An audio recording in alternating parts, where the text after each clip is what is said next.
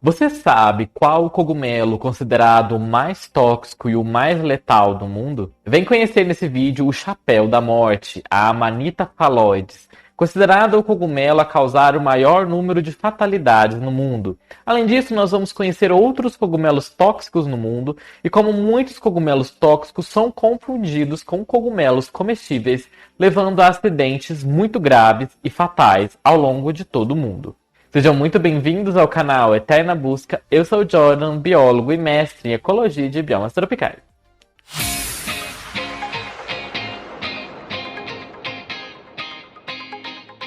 Nomes como Chapéu da Morte, o nome da Amanita phalloides, Anjo Destruidor, o nome da Amanita bisporígera e o Webcap mortal, Cortinarius rubellus, evocam medo nas mentes dos caçadores de cogumelos ou micófagos, e por boas razões.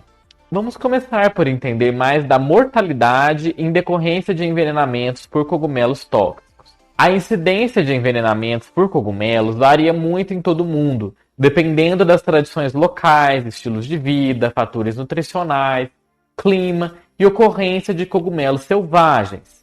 Os países onde as tradições alimentares atribuem um papel bastante importante aos cogumelos silvestres apresentam taxas mais altas de envenenamentos por cogumelos. E isso inclui lugares como a Rússia e os países do leste europeu, seguidos pela China. Que, inclusive, esse tema foi o tema do nosso vídeo anterior dessa série. Então, se você não viu ele, confere lá que ficou bem legal, em que eu detalhei um pouco mais da nossa relação cultural com os cogumelos comestíveis.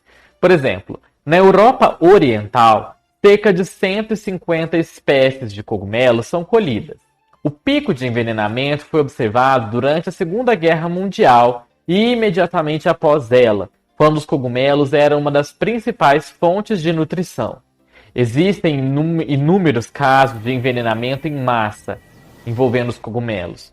Nesse contexto, em 1952, na região de Poznan, na Polônia, foi registrado envenenamento simultâneo de 102 pessoas, das quais 11 morreram. Supõe-se que a causa desse envenenamento tenha sido o golia do tolo, o Cortinarius orellanus, que é confundida com a espécie comestível cogumelo cigano, que é o Cortinarius caperatus, e também com o Golia webcap, que é o Cortinarius prestans. Vejam como se parece bastante. Aqui nós temos uma foto do Golia do tolo, aqui do Golia webcap e de cá do cogumelo cigano. Se você visse essas espécies na mata, por exemplo, você saberia distinguir qual é qual? De 1952 a 1964, foram notificados 144 casos de intoxicação após o consumo deste fungo, o Golia do tolo, o Cortinarius orellanus, matando cerca de 25 pessoas. Durante julho a novembro de 1981, 160 casos, dos quais 4 indivíduos morreram, foram registrados envolvendo intoxicação por cogumelos, devido à ingestão da Amanita phalloides no norte da Itália. De 28 de abril a 28 de maio de 2018, um surto foi registrado em 13 províncias do oeste e noroeste do Irã. Foi relatado que 1.247 pessoas foram envenenadas devido à ingestão de cogumelos venenosos selvagens. Vale ressaltar que nessas situações de guerra, a vulnerabilidade nutricional, porque é difícil conseguir comida, então precisa ir na mata para encontrar comida, aumenta muito o risco dessas pessoas estarem sujeitas a esse tipo de intoxicação e de envenenamento. E nesse caso que nós estávamos relatando, dessas 1.247 pessoas envenenadas na região do Irã, naquele ano, essas possíveis causas para essa intoxicação incluem o Darpling mortal, que é a espécie Lepiota bruneiocarnata, o tubo de enxofre, Phylloma fasciculare, e a tampa de tinta comum, o Coprinopsis ultramentaria, que pelas fotos dá para vocês perceberem como eles têm uma boa semelhança. 19 pessoas morreram desse surto. No entanto, as autoridades locais, né, responsabilizaram a Amanita virosa pelo envenenamento, ao invés das outras 3 que nós descrevemos. Vale destacar que as espécies de cogumelos têm aparências mutáveis em diferentes épocas do ano e em diferentes locais, dependendo do clima, do solo e da época de colheita, o que torna ainda mais desafiadora a identificação correta dos cogumelos para os coletores, principalmente se aquela pessoa não tiver o costume de coletar cogumelos. O problema do envenenamento por cogumelos é bastante sério em alguns países asiáticos. As maiores taxas de mortalidade são relatadas na China, com o maior número de mortes ocorrendo nas províncias de Yunnan e de Guizhou. E lembra que nós escrevemos no nosso vídeo anterior que a região de Yunnan é a maior produtora de cogumelos selvagens do mundo, de exportação também? No Japão, durante os anos de 1959 a 1988, foram registrados 2.096 incidentes, nos quais 10.924 pacientes foram envenenados e destes 72 morreram. Assim, em média, ocorreram 70 casos de intoxicação com 364 vítimas, 5,2 pacientes por caso. A taxa de mortalidade foi de 2,4 pessoas por ano, com uma diminuição gradativa do número de vítimas de ano para ano. No Japão, as espécies responsáveis pelo maior número de envenenamentos são a madeira rosada, o Rhodophyllus rhodophyllum, e o cavaleiro queimado, o Tricoloma ustali. E aqui nós entramos na importância da identificação de diferentes espécies de cogumelos tóxicos. A identificação confiável da causa do envenenamento é dificultada pelo fato de que as espécies de cogumelos responsáveis pelo envenenamento raramente são identificadas. Há uma opinião de que o cogumelo mais tóxico conhecido pelo homem é o Galerina sulcipes, distribuído na Indonésia e no Sri Lanka. Séries de intoxicações na Indonésia foram registradas na década de 1930, que resultaram em 14 mortes após o consumo dessa espécie. Em 29 de novembro de 2013, 13 funcionários apresentaram sintomas tóxicos depois de ingerir cogumelos silvestres no dia anterior, em uma cantina da empresa na província de Guizhou, na China. A manifestação clínica variou de gastroenterite a disfunção hepática e renal. A maioria dos 13 pacientes apresentou náusea, vômitos, dor abdominal, diarreia e níveis elevados de índices bioquímicos de função hepática e renal. Após 48 horas da ingestão, todos os pacientes tiveram que realizar hemodiálise, além de cuidados de suporte para lesão hepática e renal com silibina oral.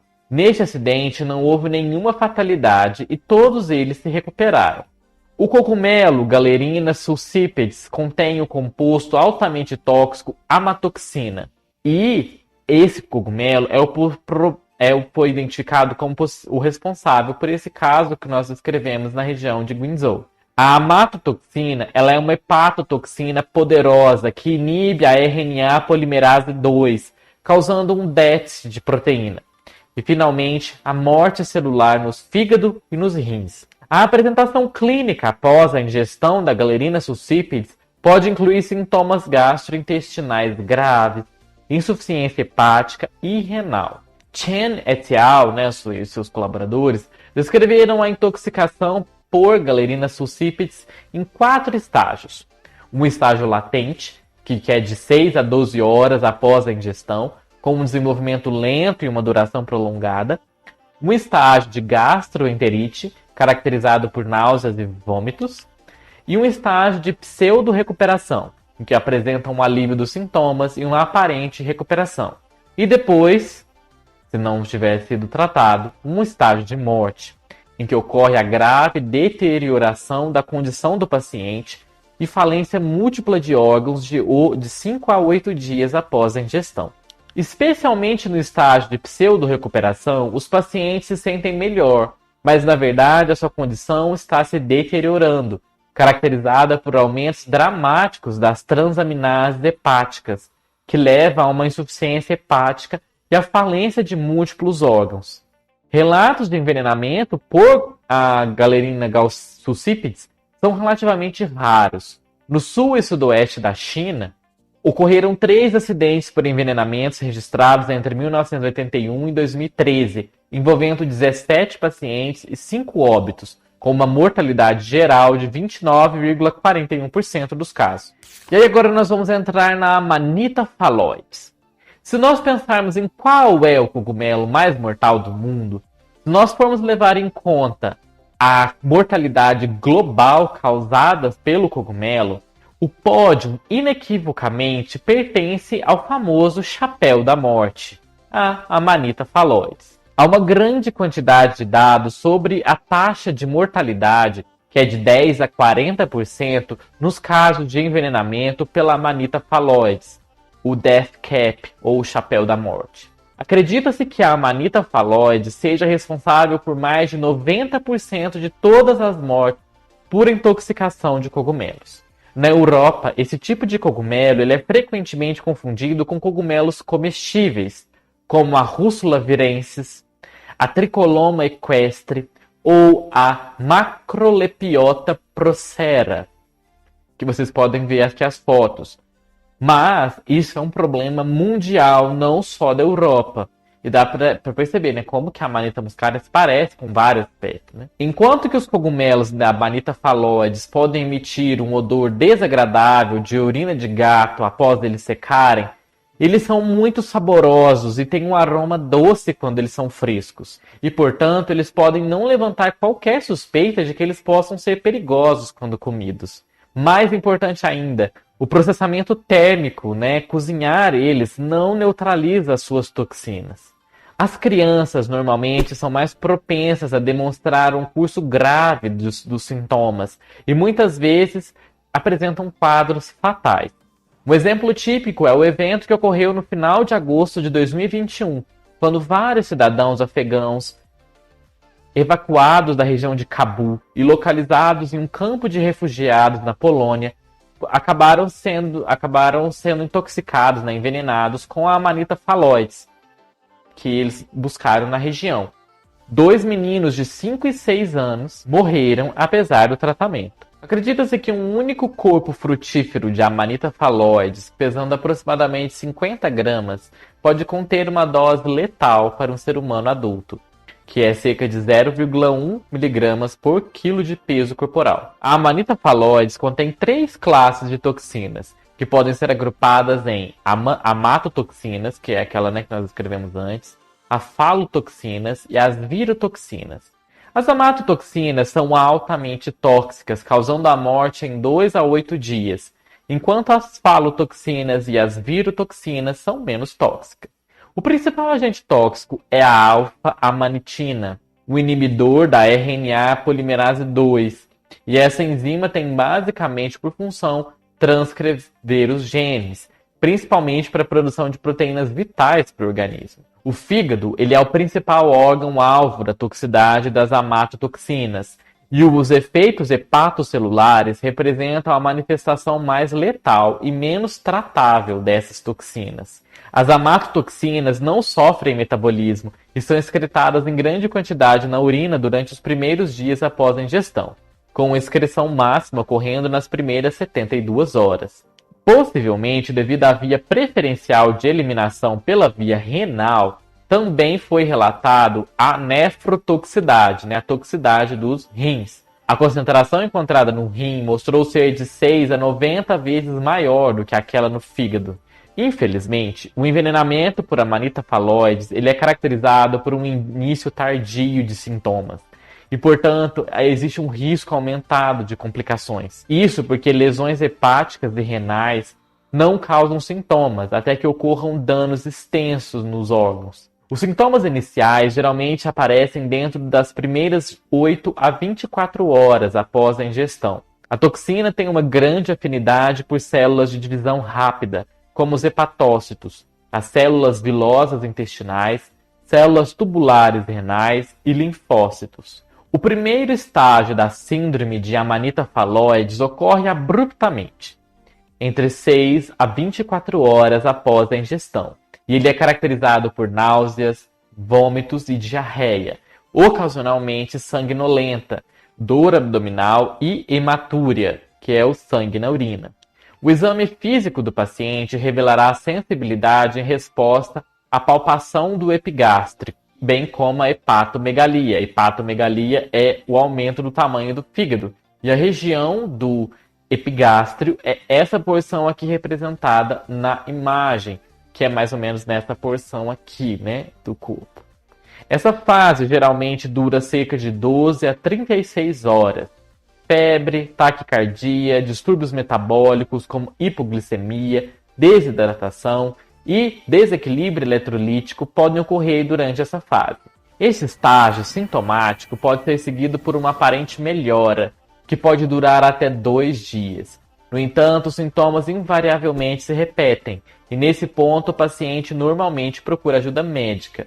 O período latente ele é caracterizado pela ausência de sintomas, enquanto ocorre uma deterioração progressiva das funções hepáticas e renais. A coagulação do sangue também é severamente perturbada, o que pode dar origem a uma hemorragia interna. A concentração de indicadores hepáticos, como as transaminases e bilirrubina, que a concentração dessas enzimas ela é usada para avaliar as lesões do fígado, normalmente aumenta muito em até 24 horas após a ingestão desses cogumelos.